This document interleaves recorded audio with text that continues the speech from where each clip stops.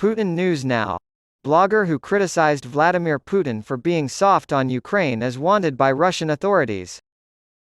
The former intelligence officer who allegedly pulled the trigger on the invasion in 2014 may be prosecuted for discrediting the military.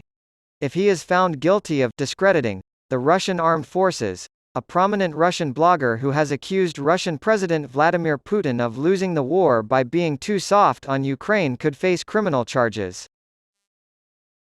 Igor Girkin, who has hundreds of thousands of online followers, is arguably the most influential cheerleader for the invasion in Russia.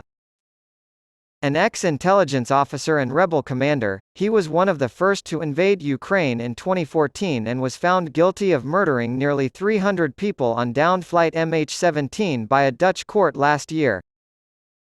His uncompromising views, which essentially deny the very existence of Ukraine and suggest it should be part of the Russian state, are so extreme that they have garnered him a large online following among Russia's imperialist, right-wing activists. But Girkin has also used his online profile to expose waste, fraud, and neglect in the Russian military.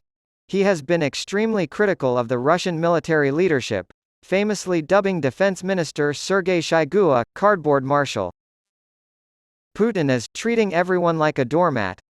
Now he's apparently been charged with discrediting the Russian armed forces, a crime typically leveled against anti-war activists that, if convicted of a second time, carries a fine or a prison sentence.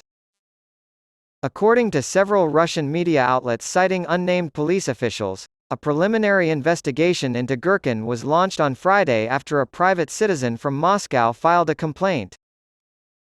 A woman named Tatiana reportedly approached police in St. Petersburg earlier this week, saying that she had watched Girkin's online show on March 20 and found his remarks to be offensive to the Russian army, as reported by MASH.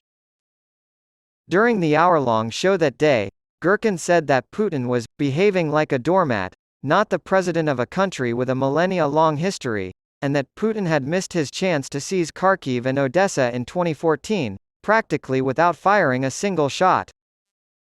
Additionally, he criticized the Russian leadership for being slow to launch an offensive in the east. Tatiana, upon MASH's inquiry, confirmed her complaint and identified herself as a law enforcement officer. According to the complaint, Girkin may have been embezzling the money he has been raising to support Russian forces in Ukraine. Girkin has denied the allegations and claimed he was not made aware of any criminal proceedings against him.